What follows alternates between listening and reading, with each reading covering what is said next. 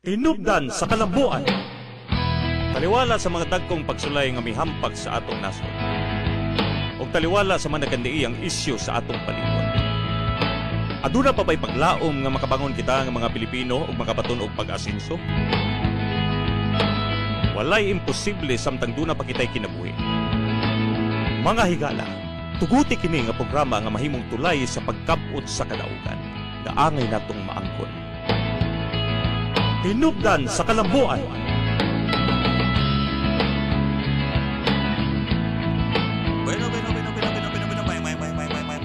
Buntag mo kanina sa Kadyo Frogs ng programa nato Tinubdan sa Kalambuan.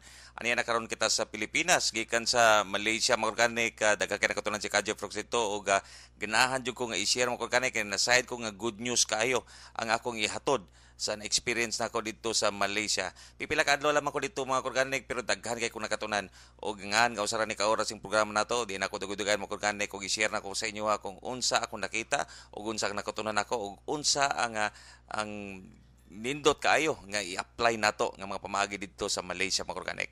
Ikaduha nako nga pagbisita sa Malaysia mga organic og nagtuo ko katong first visit nako sa Malaysia nga nakita nako tanan beauty og mga manindot kang pamaagi nila apan sa ikaduha nako nga pagbisita karon makaingon jud ko nga daghan pa kog nakatunan no daghan pa ako na nakita mo organic nga ganahan gid kay ko nga i-share nako no karong taknaa nining programa nato Tinubdan sa Kalambuan. Ang title ng programa nato Tinubdan sa Kalambuan. Klaro kay title mo organic no nga sa English pa ni siya, Spring of Success. And I believe nga kita nga mga Pinoy maangkon gyapon nato kining gitawag nato nini nga kalambuan or success. Hanggang may sama gyapon tapuhon sa Malaysia or Singapore. Di man gyud hinoon nga kaingon ko di gyud ingon nga makopya nato tanan no nga mahisama gyud ta nila kadato kapitin tatua man nga mga nasod mga organic. Pero at least mo asinso ta, at least mulambo ta. Og na mga pipila ka mga butang nga akong i-share kaninyo kay kung i-share nako tanan ang mga nakita nako sa Malaysia organic nga manindot kaayo nga ganahan jud ko nga ma-share diri sa radio. I don't think so nga kaya ang usa ka oras nga i-share nako. So na mga pipila ka mga butang mga organic nga akong nakita sa Malaysia nga ganahan ko nga i-share karong kabuntaga sa atong episode karong Sabado. Well, una, it's really a beautiful country. No, nindot kaayo, no. Nindot matahom kaayo nga nasod mga organic.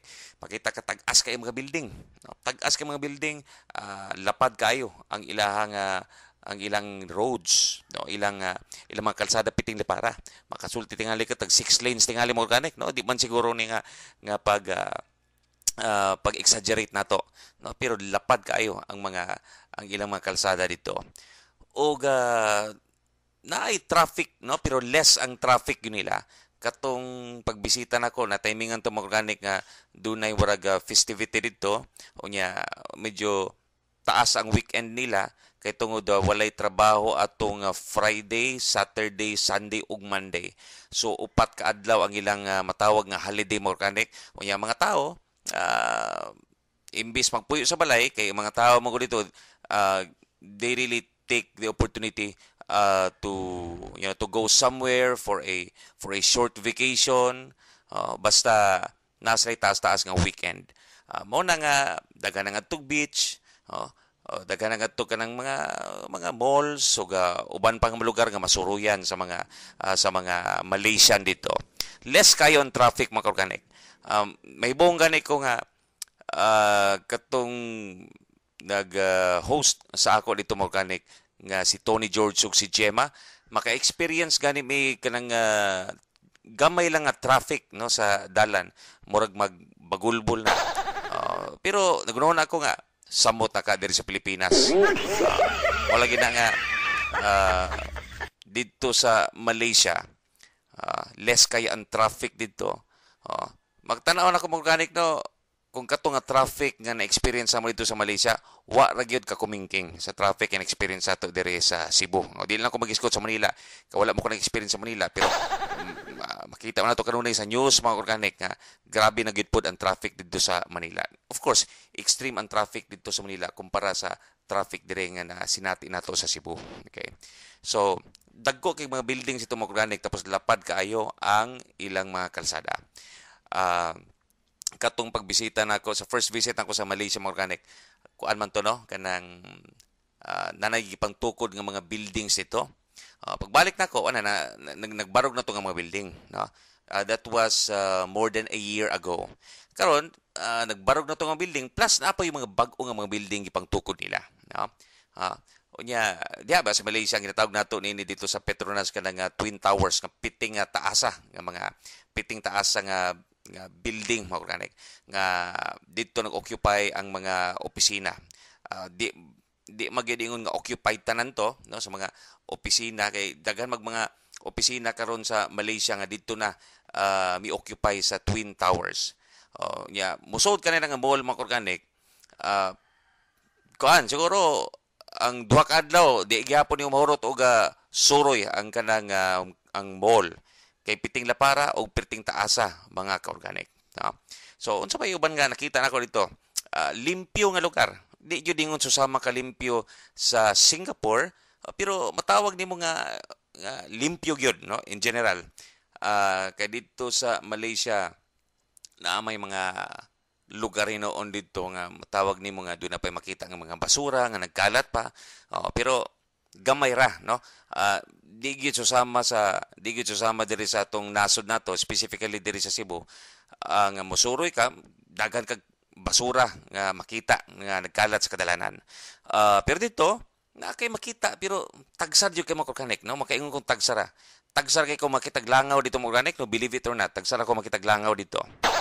So uban pa na ko nakita dito sa Malaysia organic, despite of their modernization, you can still see and feel the nature. Bisan pa sa kamoderno sa ilang panahon, makita gihapon nimo ug ma-feel gihapon nimo ang nature mo organic. Kaya nga naman, tungod kay ang ilang mga punuan na na-preserve gihapon. No? Mahibong ka nga nakatunga-tunga syudad pero makita gihapon ka tag-as kaayo nga mga punuan mga organic, mga plants, nga mga nanalinsing nga mga plants mga organic, mga tanom. O diha nako makita nga pwede gyud gihapon ka mahimong moderno nga syudad no, pero ma-preserve gihapon nimo ang nature. Mo na dito sa Malaysia. Mo na dito nga bisan pa sa moderno nila na preserve gihapon nila ang nature. O nako nabantayan dito, they continue to plant trees. Surusuroy may dito, pipila man jud kadlaw surusuroy dito sa Malaysia, especially dito sa kanang sentro mismo sa Kuala Lumpur. Mo man ay pinakasyudad gyud no, pinakasentro gyud na siya sa Malaysia mga organic, mo nang nanon jud ang Malaysia tungod supod sa Kuala Lumpur. Of course, daghang pag mga nindot nga syudad sa Malaysia no, pero kining Kuala Lumpur mo gid pinakasikat gyud nga syudad sa Malaysia. But they continue to plant trees no, bisan pa og moderno na kayo ang maong lugar. Okay? Lain pa nga butang nga nakita nako dito mga organic, grabe ka barato ang mga palaliton dito. Ang ringgit mga ka-organic no, mo man ay Malaysian ringgit, mo man ay kwartan sa tuwa diri peso man sa tuwa. Ang kantidad sa ilahang ringgit dito mga organic paingon sa atong kwarta nga peso, ang 1 ringgit is equivalent to 10 pesos. Okay? So ang 1 ringgit is equivalent to 10 pesos. Ang bugas na dito nagsuroy ko dito sa ilang mga groceries dito mga organic. Daghan mga groceries dito pero dunay usa ka grocery nga nasuroy na ko ito, nakalimutan ko sa pangalan mga organic. Nga mao kato siyang grocery nga sa ato pa dire murag SNR ba, no? Wala ba kanang SNR nga lapad kaayo nga tindahan mga organic. Of course, ano mo sa SNR, nagtuo ka makabarato noon kag gamay kung mopalit ka og volume pero mahal jud gihapon. Dito mga organic, lapad kaayo nga grocery, pero dili ka kinahanglan nga mopalit og volume, no? Pwede kang palit ka ng minuto-minuto lang. No, di para sa SNR nga di man ka pwedeng palit og kanang ginagmay-gagmay lang. O palit jud ka o kanang dinaghan yun. Pero mismo dito sa nasudlan nako nga grocery dito sa Malaysia, nga murag mas dako pa sa SNR mga ka-organic. Pwede naghahan ng mga tao nga namalit dito. Pero ang presyo sa ilang mga palaliton dito pirti ka barato. Sige ingon ako kanina mga ka-organic, ang 1 ringgit nila is equivalent to 10 pesos. Ang bugas nila maay na ang kalidad ng bugas mo organic. Ang matag kilo mutuo kag sa dili 2 ringgit ra. No, usbon ako 2 ringgit ra. Nya kung 2 ringgit ang sa to pa matag kilo nila kung equivalent ato sa peso, magbong ra na siya nga 20 pesos ang kilo mga ka-organic. 20 pesos ang kilo. Ana ka barato ang bugas dito. Unya lami na siya nga klase nga bugas. Of course, na may mahal nga bugas dito na 6 ringgit. Na ako nabantay nga 6 ringgit dito sa to pa 60 pesos ang kilo. Pero barato gid gihapon sa organic. Muna siya kanang first class na siya kay nga bugas. Pero kining 2 ringgit ang kilo, lami na kay siya nga bugas mga ka-organic. Lain pa no kining bulad no. Dito jud ko na-amaze pag ay mo organic. Kay nisuroy ko dito dapita sa ilang fish section or dried fish section la piting la para. Og dagtan-aw ko nagtuod jud ko nga mahal kayo ang bulad kay kini kong bulad no nausog ni kay sa Pilipinas, sikat ko kini bulad sa Pilipinas, especially ang danggit. Wala ko nabantay nga danggit dito mo organic. Pero maoram gyapon ang bulara gyapon mo daghang klaseng isda pero wala ko kabantay danggit dito. Pero mutuo kag sa dili mo organic perting baratuha sa bulad. Ang bulad nila dito nga usa ka pack, pila na ka grams no pilo.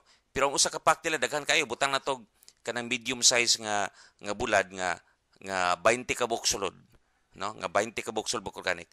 Ang kantidad lamang ni ana is 2 ringgit. Sa to pang usa ka pack nga bulad nga naa sa mga 20 ka medium size nga bulad ang sod mga organic. Mo kantidad ra sa ato equivalent sa atong kwarta na to og 20 pesos. 20 pesos. Diri sa ato mo palit kag minuto gani nga pila ra upat ra ka lugas nga upat ra ka buok nga kanang bulad nga gagmay pa jud nga bulad nya kuan pa gyud siya kanang unsa pa nang bulad kanang baratohon pa jud nga isda. Ang kantidad is 20 pesos. Ang 20 pesos, upat ra na sa kalugas. 4 pieces ra na diri sa Pilipinas, mga organic. Apan dito, mga 20 pieces ng medium size nga mga isda, no, kanang bulad, mga organic, dried fish, 2 ringgit ra. Mapalit ra nimo 20 pesos. So, inana ka barato ang ilang bulad dito. No? Nakabantay po ko sa ilang mga utanon. Grabe ka barato ang mga utanon mo, organic. Ang ilang ampalaya nila nga diri sa atong nasod mapalit nimo og tag 80 ang kilo, usay maabot gatos kapin ang kilo, pero mutukag sa dili 3 ringgit ra. Pila man ang 3 ringgit? Sa to pa, ang 3 ringgit nila nga ang 1 ringgit nila is 10 pesos, 30 pesos ra ang kilo, no? 30 pesos ra ang kilo. Ana ka barato mo organic dito sa Malaysia. Bisan ang ilang talong or ang eggplant nila, ang presyo mo organic diri sa atong nasod, bag ora ko mi check sa presyo atong miaging adlaw mo organic, ang kilo sa atong talong diri mapalit na nimo og 70 pesos ang kilo. Piting mahala. Nya kanang 70 pesos ang kilo piting gagmaya pa ng mga talong mo organic dito sa Malaysia. Dagko nga mga talong 2 ringgit ra ang kilo. Kung 2 ringgit ang kilo, mahagbon na siya 20 pesos ang kilo niya. Nindo pa yun nga kalidad nga talong mga ka-organic. Wa ko nung tahan na kung organic ba na siya, organic ba to, pero nga barato yun siya kayo, grabe ka affordable. No? Na-believe nga ang nangutan naman ko sa mga pipila ka mga higala nato dito, nangutan ako nag-practice pa sa organic, og daghan na ang mga farmers dito sa Malaysia nga nag-practice og organic ang pamaagi sa pagpananom. No? So, di lang ko kasiguro kung organic ba to nga pamaagi ang source atong mga utanon nga nakita nako dito sa grocery nga mga barato ra gyud kayo, no? Pero according to some sources nga ang Malaysian government nag-promote na pud gyud sila, nag-encourage sa pagod sila og organic farming, no? So I hope nga kato nga mga utanon nga nakita nako nga organically grown gyud to siya nga mga vegetables, okay? Ma-amaze ka mga organic. Og di lang kay kanang barato, di lang kay utan, di lang kay bulad, di lang bugas, bisan ang pan nila No, diri sa Pilipinas makaingon man ta nga barato na gid ang pan nato diri kay makapait kag tag 5 pesos sa tinuod no. Pero mutukag sa dili. Nay special nga pan kanang gitawag nato nini nga croissant pantingali na siya.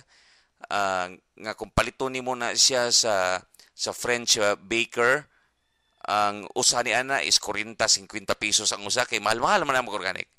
Oh, pero dito dako na siya nga pan maka-organic ha. Nang kanang croissant ka type nya na pud lami nga palaman sa sulod. Oh, tag 1 ringgit ra. Sa ato pa 10 pesos ra maka-organic. 10 pesos versus 50 pesos sa ato ang presyo dire. Mo na nga makaingon jud ka nga lami ang mapuyo sa Malaysia Nindot jud kay puy-an ang Malaysia kay brato. Inon dito, nagyud sila istrikto nga pamalao dito, daghan pug mga bawal dito, di ka patakag labay. So sama Singapore ba nga naapoy mga nga makamulta pug ka, pero di pud ana sila ka istrikto pod no, kumpara gyud sa Singapore. Pero naingipon, makasulti ko nga dunay ngipon ang ilang balaod.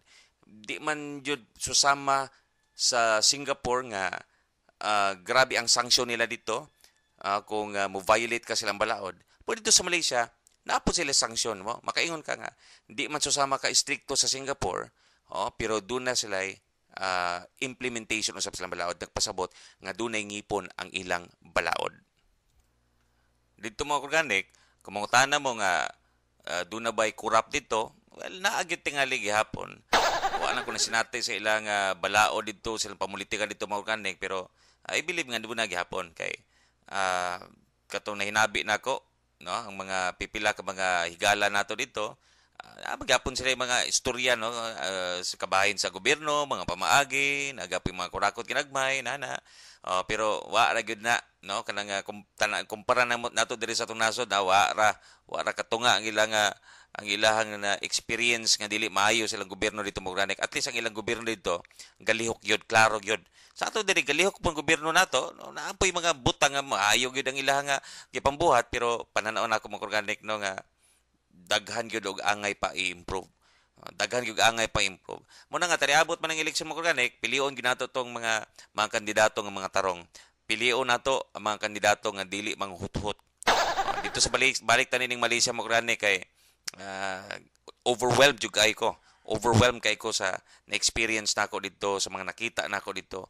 Kay wa magyud nako gi usik nga akong panahon dito mo organic, suroy ko dito, istorya ko sa mga tao dito.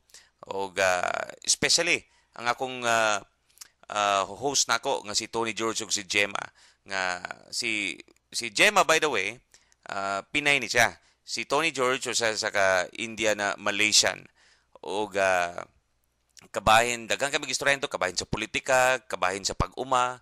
Kay kini si Tony George usa ni siya ka businessman at the same time farmer. Kung experiences guta nimo, grabe ang experience anim ni mga organic. O nag-eskwela ni siya sa US. Doon na ni siya ubay-ubay nga kurso nga nahuman. O ang iyang nakatunan dito sa US, iyang gi-apply sa Malaysia. O kanang successful businessman ni siya mga organic. O nailailan ni si Gemma diri sa Pilipinas. Kani bisita man sa Pilipinas o nindot pong mga memories namo sa una ni Tony George kay nahimo ko nga tour guide niya sa diha nga mibisita siya sa Pilipinas sa una.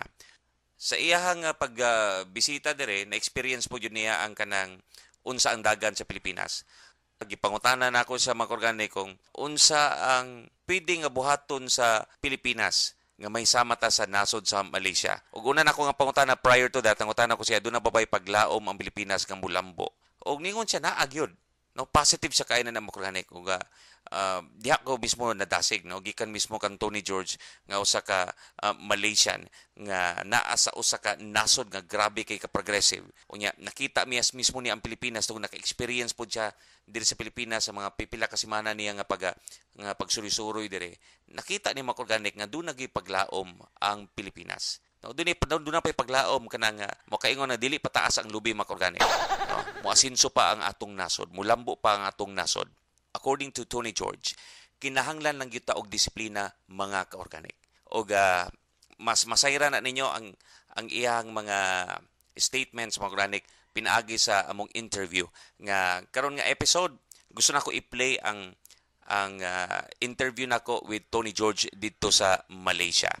Gi-interview nako ni siya atong Domingo o gi-record na ako mga organic og i-play nako niini nga episode. O by the way kini si Tony George, siya ang nag-introduce sa goat farming sa Arapal. Nahimo ni siyang instrument mga organic nga gi-introduce niya ang goat farming dito sa Arapal. Nahinabi niya si Kuya Sal, na-inspire niya, na-encourage niya si Kuya Sal nga mag-goat farming dito sa Arapal. That was 10 years ago. No? I think that was 2004 man tingali. More than 10 years ago na di ay. O pinaagi sa pagdasig ni Tony George kang Kuya Sal, Kuya Sal embraced the vision o iya kining gihimo dito sa Arapal og nahimo kini nga malampuson. Og kini po si Tony George, he is the first Malaysian nga nagda og hybrid nga mga kanding gikan sa Africa, muna mga Boer, mga Nubian ug uban pa nga klase nga mga hybrid nga mga kanding gikan sa Africa. Og paminaw na to ang interview ni Kadje Frogs with Tony George. Bueno, buntag mga kagani kanina sa si Kadje Frogs niya itong programa Tinubdan sa Kalambuan, special episode nato diri sa Malaysia. O ganiya kita nag-enjoy pag-ayo dire, wala mang nag-enjoy tungod kay makasulit sa lugar apan daghan tag nakatunan dire. O pinaagi ni nga amigo nato dire si Tony George ug si Gemma, gi-accommodate ko nila ga maayo dire. O first class kayo ang accommodation mga organic. O dili lang man kay kana daghan tag makatunan sila because he is our guest for this morning's episode. O kini si Tony George na mention na nako ni when we were still in another station, introduce ako ni, but pagbalhin nato diri sa DYKC RPN 9 ato ko siya introduce gamay. Papan karon mas makatunan diya kaniya. You know, Tony George is the one who introduced goat farming in Arapal 10 years ago. He is the one who motivated Kuya Sal Cariaga. Okay, lamang Kuya Sal Cariaga. Now, he started this radio program. He is the founder of Tinubdan sa Kalambuan. And he's in States right now. O si Tony George mismo ang nag-introduce din ng goat farming kang Salvador Cariaga. Pinaagi nining goat farming sa Arapal. Many people around Bogo have been benefited from this goat racing program. Many lives have changed because of this when people embrace this program. It is a very effective livelihood program. Dito sa Arapal, you know, goats have been a great source of income to many people. You know, people make soap, you know, from goat's milk. People make cheese from goat's milk. And there's one guy, you know, one serious goat racer who produce more than 100 liter of goat's milk every day. So here's Tony. We will be asking him a few questions since this program is just 1 hour, so it will be limited. But we'll just maximize it. We'll be asking him some few questions about goats and livelihood program. Tony, how are you? Good morning, Jeff. I'm fine. It's an honor for us to be able to host you here in Malaysia. As you know, you're not only a brother but a good friend over the last few years. Thank you. And I have good memories of Philippines and especially Cebu, where you took me around and were my tourist guide, so to speak. I appreciate that, and I appreciate the friendship over the years. Thank you very much for giving me this privilege of being able to be on your program, and I hope that your readers will, or your following would be able to get some insights of what we're going to talk about on this livelihood program in the Philippines. Yeah, can you greet some of your friends? If you can still remember the name of your friends in Cebu, because they're listening right now. And this RPN DYKC, it's just a few of the networks here in the Philippines that really cover a lot of areas. Almost entire Philippines. It covers whole part of Visayas, most parts in Mindanao, and some areas in Luzon. Can you still remember the names of your friends? Well, of course, I am indebted to one big family, the Cariaga family, who I believe are quite prominent in this program. Of course, Dave Cariaga in Mindanao, in Butuan, and some of the, I can't quite recall everyone, but there's a little girl in Kanlaon, Mm. It's Yeah. Annabelle Annabelle, Lucero. who I believe is a tourist guide for the provincial government there. Yeah. Mm. And I want to say hello, special hello to her, since she promotes tourism in that agricultural land of area of Kanlaon, Yes. and of course several of your wife Bernie, who's your backbone, and Yeah. People in Green Garden Christian School.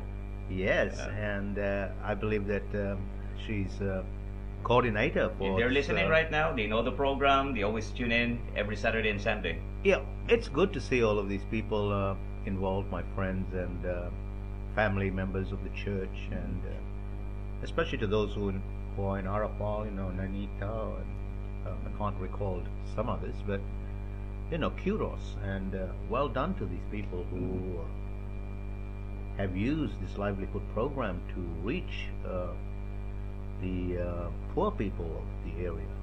This is what it's all about. Using agriculture as a means of not only sustainable farming, but to elevate poverty in the rural sector of each country. Tell us more about your background in goat farming or in any farming here in Malaysia, Tony. Well, I started out as a young agricultural graduate way back in the mid-70s in Dublin, Ireland, where I graduated from the University College there in Ireland, and I began my career by working as part of my practical training on a dairy farm in Ireland, and subsequently after finishing, I decided to go to the United States and Canada to get some practical training, all in the livestock and mostly in the beef section, raising not dairy cattle but beef cattle. And finally, when I came back to Malaysia in the 1990s, I attempted to work with the government. However, entrepreneurship got the better of me. Okay. So I became a one-man show, and I was looking for a niche market. I said, we are in Asia. We don't want to get into the big business of American type operations like big beef operations. We don't have those kind of means here in Asia. Yes. Land is limited, land is locked. And so I started looking at small stock, and the most viable small stock, which is very common in Southeast Asian countries, was the goat. So I decided that the goat would be my platform into the into the livestock business. Okay. So it all started way back in the 90s, whereby I was the first man in Malaysia to look at good genetics. You always need good genetics to develop Yeah. a specific species of livestock. You need good genetics, and from there you can take it to great soaring heights. So I went and got into contact with the South Africans, because that's where the history of the Boer goats, which you have, the Boer goats in Arapal and in Philippines, the root of those Boer goats is South Africa. So I went back to the roots, and I managed to bring the first 366 Boer goats Wow. To Malaysia in 1997. Wow. And so from there, today, the Boer goat has become a very prominent goat here in Malaysia. Yeah. Tony, going back 10 years ago when you introduced goat farming to Salvador Cariaga, what was his take? Did he immediately consider it? And do you really believe that it will work out in the Philippines? Well, I had actually come to the Philippines at that stage, I think, on 3 occasions, and Brother Salvador was looking for a product that would help elevate poverty.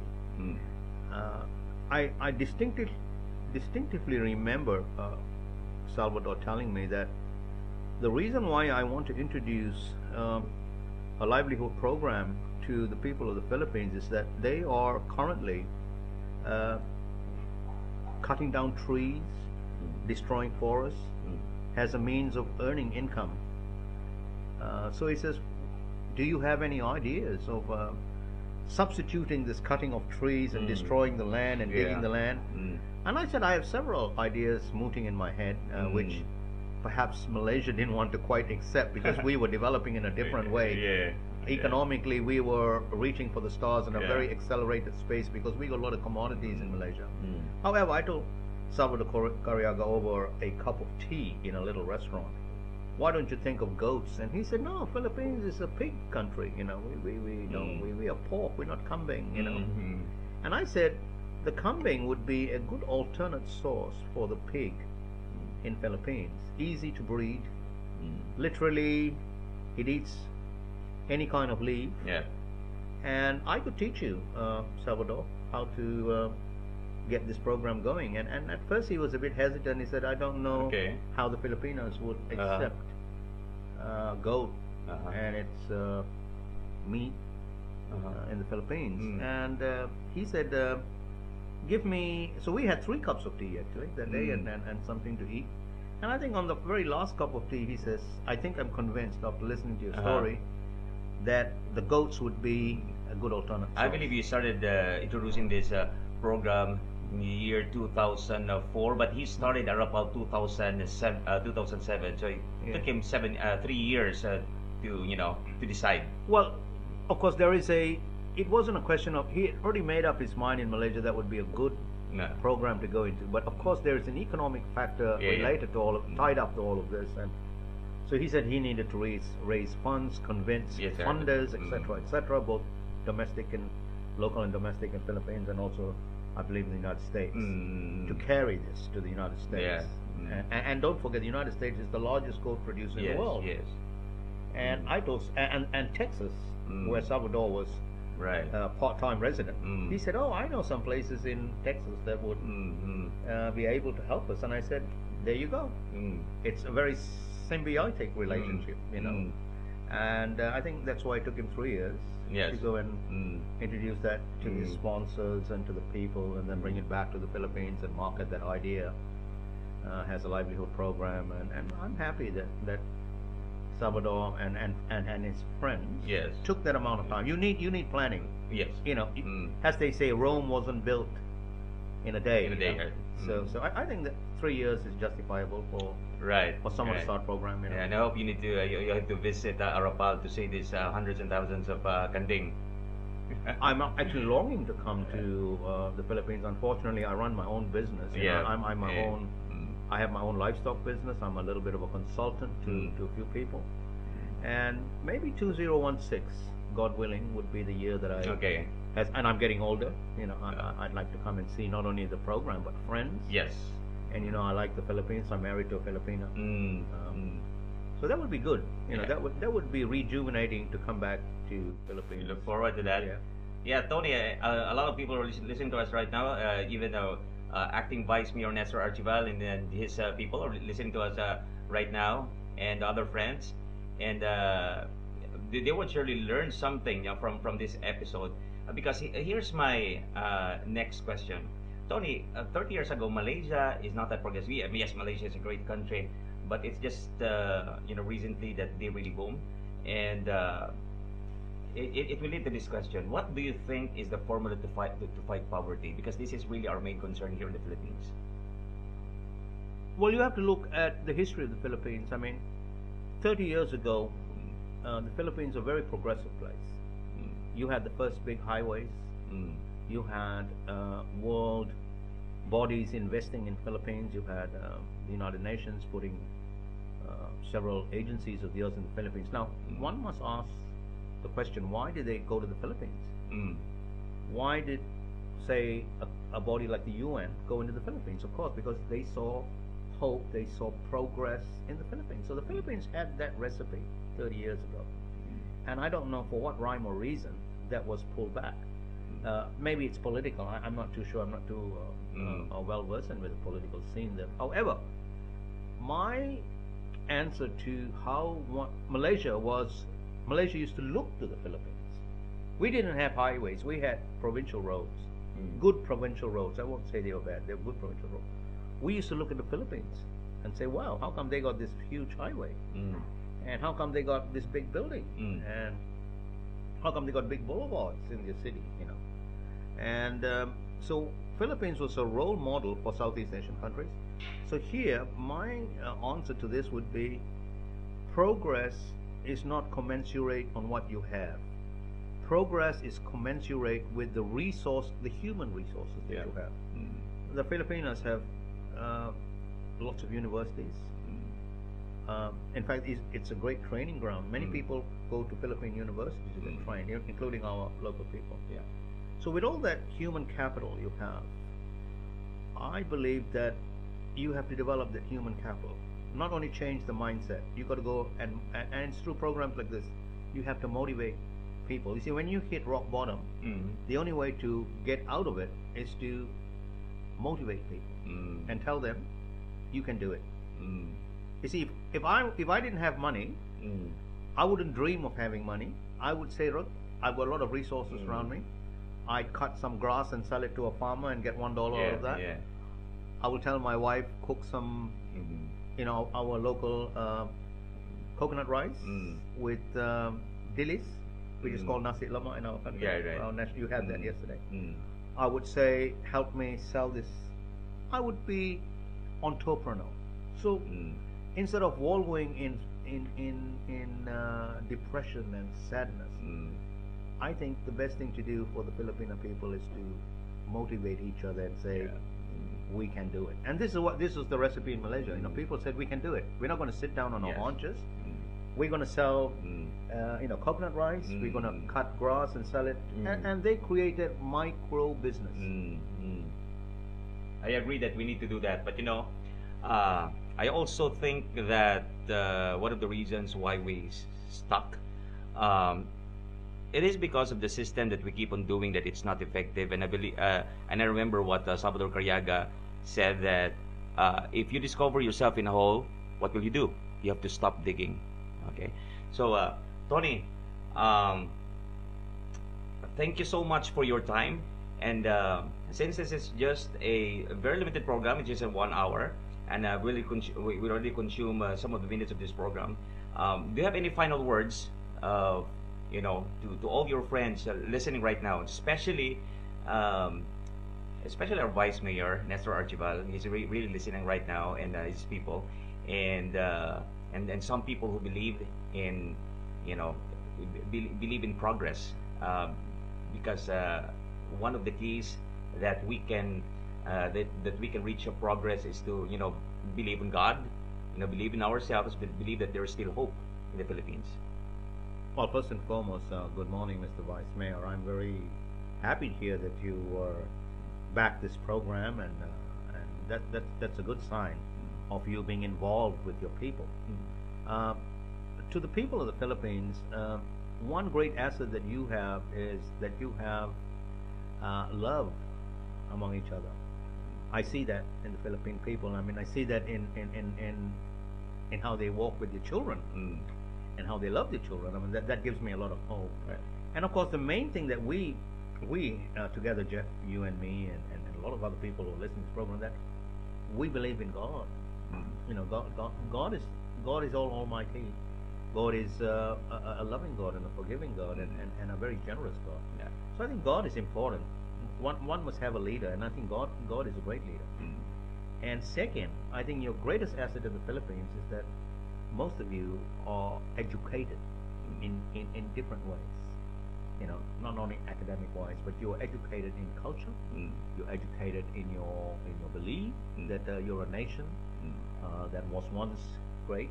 So why don't you people and all these great people of the Philippines go back to that old ethos that we were great people? Yeah. And that is not a hope, it's reality, because you were great people and you will be great people. It's a rich royal race, the Filipinos. I mean, if you look at your history, that Malay race is a very rich race. They actually exported a lot of things to and we are beneficiaries of it. Yeah. So I wish the people of the Philippines good luck. And I'm very happy to hear about your mayor, and may he be together with all his people and lead his people to greater heights. Thank you very much, Jeff, and I've enjoyed being on this program, and we'll miss you when you go away. Yeah? we will definitely miss you. Yeah, I'll be missing you too. Thank you so much, Tony George, for joining our program today. You're a part of the history in Arapal because of this goat farming. May the Lord God continue to bless you. Okay, so mo ko itong interview with Tony George dito sa Malaysia. O daghang nakatunan mga maka-organic kay tungod sa pinaagi day kan Tony George o na-introduce ang goat farming dito sa Arapal. Siya ang instrumento nga gihimo sa Ginoo maka-organic nga ma-introduce ang goat farming dito sa Arapal. O first Malaysian po ni siya nga gi-introduce ang hybrid nga mga kanding gikan sa Africa. Documented na siya maka-organic. Gipakita niya sa kuha ang mga papers niya dito. O dili lamang kay na-involve ni siya sa goat farming, bisan cattle farming. Siya ang usa sa mga major distributor sa mga baka. O kining nga mga baka mo granik, gikan ni siya sa Australia. O kining company ni Tony George sa Australia man no? So Malaysia ni siya base, pero siya ang warag marketing arm sa Australian supplier sa mga baka dito. O mao na nga kung isgutan nato ang kanang pagbuhi og baka, pagbuhi og kanding, daghan ka kaayo og makatunan nining Tony George. O taas-taas ang akong pakiginabi na dito mga organic o daghan kay kung nakatunan sa iyang mga knowledge nga gi-share niya.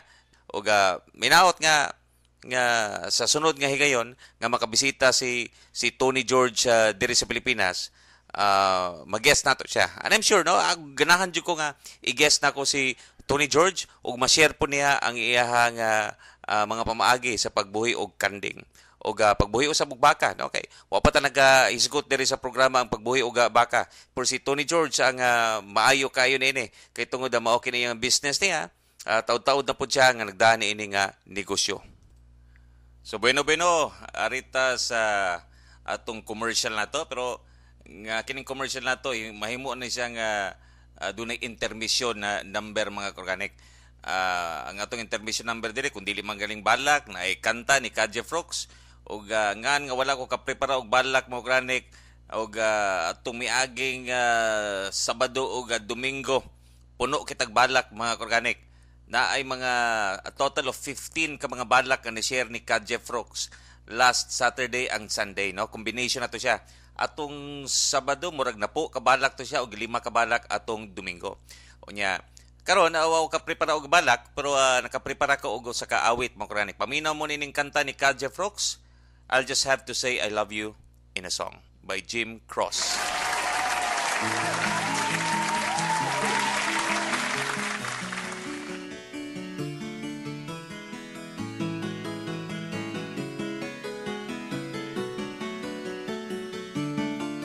Well, I know it's kinda late. I hope I didn't wake you, but what gotta say can't wait. I know you'd understand. Every time I try to tell you, the word just came out wrong. So I have to say I love you in a song. Yeah, I know it's kinda strange. Every time I meet you, I just run out of things to say. I know you'd understand. Every time I try to tell you, the word just came out wrong. So I have to say I love you in a song.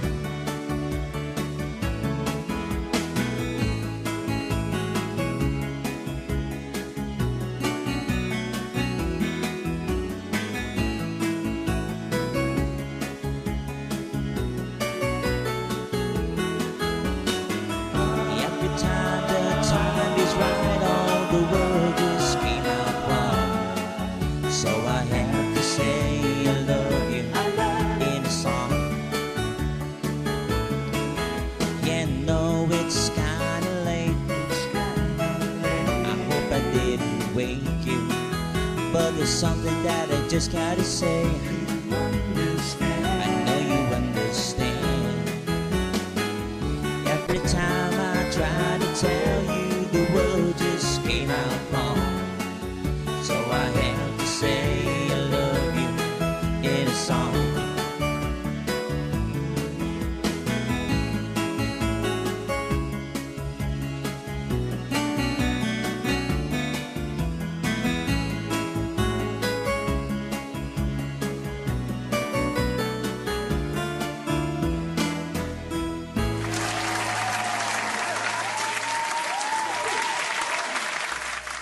Salamat sa pagpamati sa maong awit ni Kaja Frogs. I'll just have to say I love you in a song.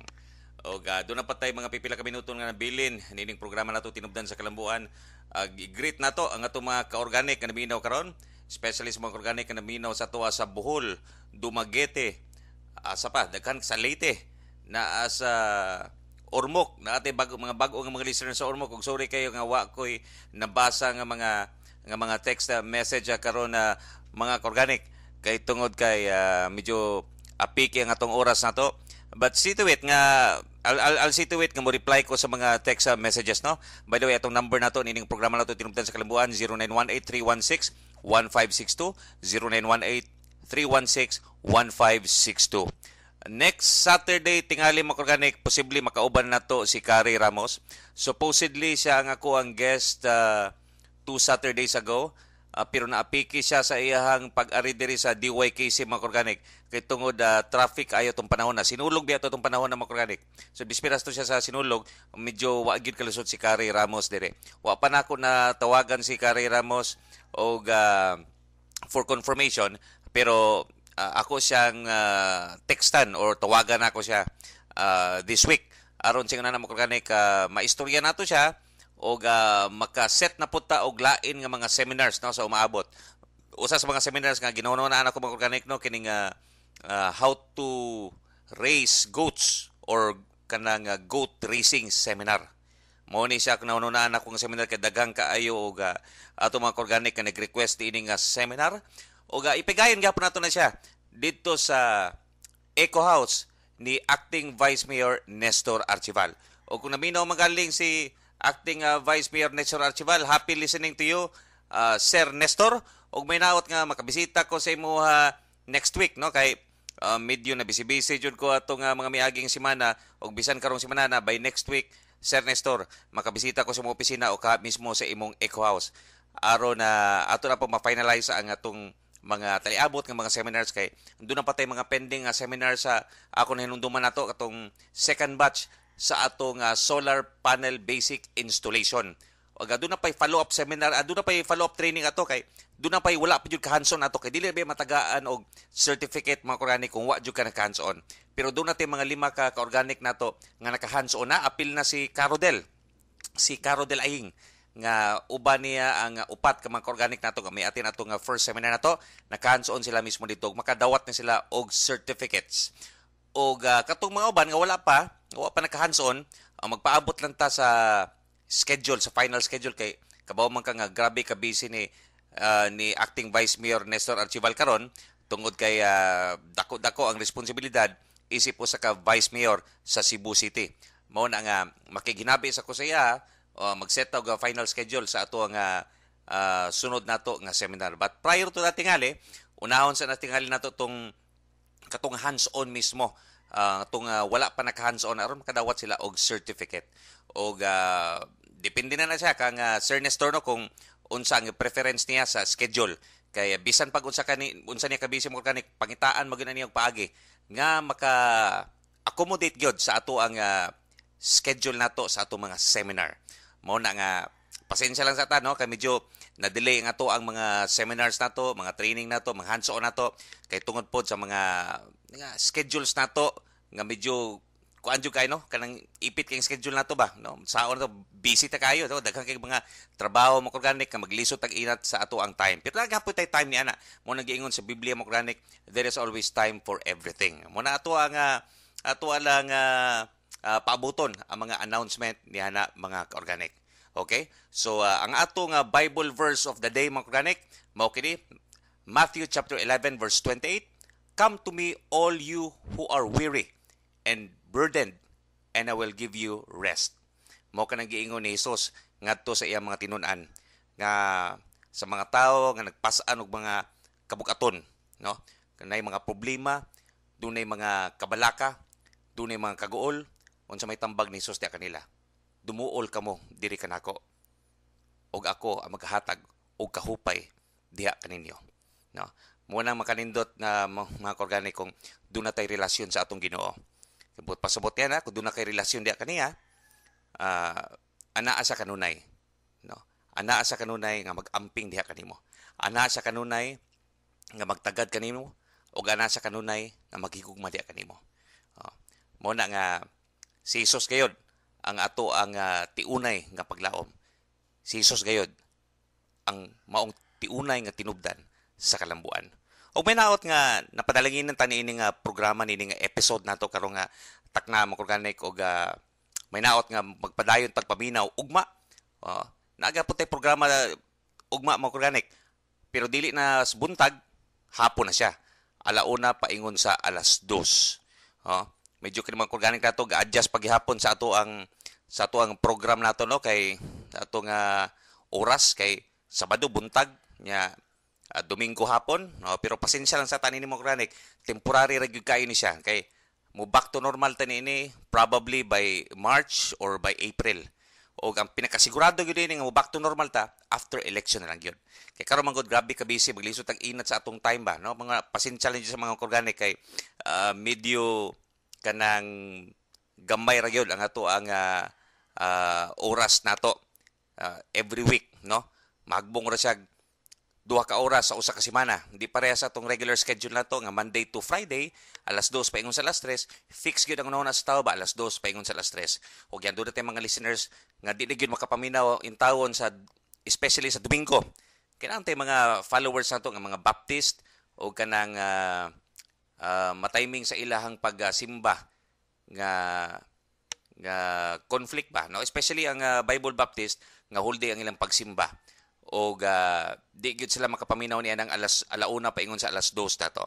Muna temporary ra kay ni siya nga schedule mo Organic. Pasensya lang gyud mo nini, no? Kamo back to normal lang tapon, no? By March, by April, nga pinakasigurado gyud na after election na gyud. Kung after election, sa ato pa na sa mga tunga-tunga na siya sa Mayo nga dunay posibilidad, no? Most likely gyud ni siya, no? By God's grace. Maingon gihapon ta og puhon mo Organic kay dili makita ang gagunit sa ato ang umaabot, no? Ang Ginoo ra man gyud mo na nga every time nga doon natin plano timan-an daw mga Organic nga musulti gyud tagpuhon or God willing or Lord willing. Kay Ginoo ra man gyud na side sa atong umaabot nato, no? Ginoo ra na side sa atong ugma. The Bible tells us in Proverbs chapter 27 verse 1, do not boast about tomorrow because you do not know what the day may bring forth. Pohon ni sa tinubdan sa kalumbuan musulti gyud ta kanunay pohon, seminar nato pohon, no? Agi God willing na doy Lord willing. Kay atong isalig sa atong buhi nga Dios, no? Ang atong ugma, ang atong future, ang atong near future nato, no? Isalig nato sa iya, no? Kay siya ra magyud ang nasayod, no? Mo na nga salamat kayo, no?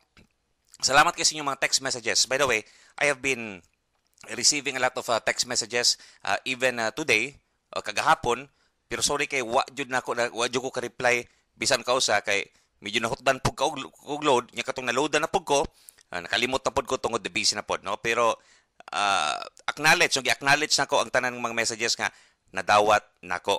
Og mo reply ra ko mga Organic, no? Na mga pangutana about fermentation, nagito sa kapangutana gani nga kung mag-ferment kag mangustin apil ba ang panit, no? Ang tubag nako niya na dili apilo ng panit sa pag-ferment, no? Dili na to apil ang panit sa pag-ferment kay bupait-pait yun na kung iapil nato og ferment ang panit sa mangustin, no? Ang iya lang mismo unod. Ayaw po iapil ang kanang liso, no?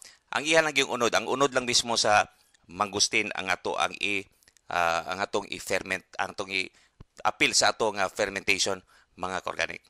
Mao na nga daghan pag mga pangutana si Kali sa duna po to siya friend nga dunay problema sa goiter o nagapangutana ko unsay maayo nga tambal ni ining goiter. O ako na to siyang gi-replyan, no?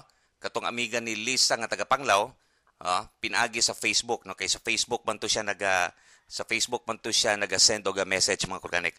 And by the way, nakadawat ko og gi-check na ko ang Facebook nako bago lang karon kay kagahapon kagabi nag-post panggod ko og kanang statement sa Facebook. Apil po tong picture nga may bisita ko atong grocery, dako nga grocery dito, supermarket sa Organic. Nakalimutan muna ko sa pangalan, NSK Supermarket sa Malaysia di ay, no? NSK Supermarket sa Malaysia. Gipost na ako sa Facebook niya, gibutang na ang akong statement gibutang dito, super affordable prices ang mga utanon, isda, bulad ug uban pa sa Malaysia. Ngano kang labihan kamahal ang palaliton sa atong nasod. No, mo na gi-post na ako sa Facebook tapos nag-comment si Kuya Sal. Bago lang no, bago na ako nidawat nga comment ni Kuya Sal ug si Kuya Sal karon kung naminaw magaling kay live biya niya nga programa nato via online streaming. Sa ato pa tibuok kalibutan basta nakay access sa internet, makita ra nimo kini nga programa. Doon na kay access kini nga programa. Ang tubag ni Kuya Sal niini sa ako nga statement kag ibutang sa Facebook nga super affordable prices sa mga utanon isda bulad ug uban pa sa Malaysia ngano kang labihan kamahal ang palaliton sa atong nasod. Ang tubag ni Kuya Sal, law of supply and demand, no? Only few garden, no? Sakto gina, no? Law of supply and demand. Sa ato pa gamay man ang ato ang kuan at supply nato. O ang hinungdan nganong gamay ang supply nato, okay, gamay ra pud ang naga-garden, no? Wa na kay naga-practice og garden karon. In fact, dunay mga batanon, no? Nga ang ilang mga ginikanan na nagiya dagko kay mga luna, no? Dagkog mga kaumahan dito sa ilang probinsya. Pero nibiya sila, wa nila gi atiman ang ilang mga luna, mga kaumahan dito sa probinsya kay mo trabaho og call center. Kay mo trabaho og mga opisina diri sa syudad nga bugnaw kaayo kay tungod aircon, no? Inana man mga paborito ron sa mga batanon nga they prefer kanang offices, no? Nga jobs nga hayahay bang bugnaw ka dili ka magkuha, no? Dili ka magkanang gunit-gunit og yuta. So mo na nga gamay na po kay nagagarden. Nabiyaan daghang mga luna sa Pilipinas, daghang mga kauman sa Pilipinas nga wa gyud na tagad, no? Tungod lagi niini nga tong mga kabatanunan nato nga they prefer to work in offices. So mo nang hitabo karon nga nagkamahal pod ang atong mga palalito nato kay tungod wa na kay nagagarden. Ug may naot nga babag-o na sa nga sistema organic tong atong encourage ang atong mga batan-on nato. Kay mga batan-on mo may kini mga bag-o nga generation karon sila may future sa atong nasod. Mo na nga encourage nato sila nga di nato gamay-gamayon ang kining farming. No? Kay pwede nato mapadaplin ang uban pa nga mga butang, mga material nining kalibutan na di lang gid ang farming. Kay kung walay farming, wa putay kanon matag adlaw. Okay? So mo na importante gid kay mo kurani kining gardening. Mo na kining tinudan sa kalambuan. Nagtudlo ka natong mga praktikal nga mga pagtulunan, especially sa pagdasig sa ato ang mga ka-organic nga padayon gyud ta nining tinguha nato nga mulambo kita. Ug ang paglambo nato pinagi sa atong pagkugi ug maayo kay nga pamaagi nga matrain kita sa atong pagkugi kini pagpananom, kining gardening nato.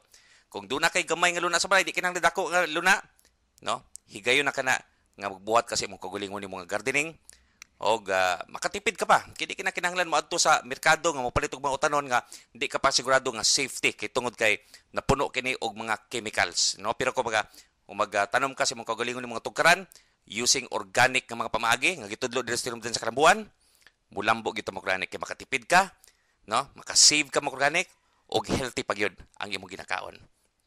Og thank you for listening nining episode nato. Og may naot nga magpadayon kamo og paminaw ugman usab sa ato nga Sunday episode alauna paingon sa 2:00. Ato kini close with a prayer. Wa po kita. Aman nga langit nun, salamat o Dios tining taknaa nga gihatag nimo kanamo og sa pagpadayon nga nagsibya dire sa kanginan. May naot amahan nga napadalinginan ang mga listeners pinaagi nini nga programa nga pinaagi sa paghatag na og practical nga mga tambag, nadasig sila og na-inspire sila. Continue to bless this program, O God. O God, I pray, dear God, sa mga naminaw karon nga dunay mga sakit, I pray, dear God, nga ikaw magahikap silang balatian ug angkon sila og hingpit nga kayuhan pinaagi sa imong kaluoy ug gugma. In Jesus' name we give thanks and pray. Amen. Tinubdan sa kalambuan. Hinumdumi higala. Dili kinahanglan nga mahimo kitang kabus ug timawa sa atong kaugalingong nasod. Adunay paglaom. Adunay pag-asenso. Gaksa kini ug imo kining maangkon. Tinubdan sa kalambuan.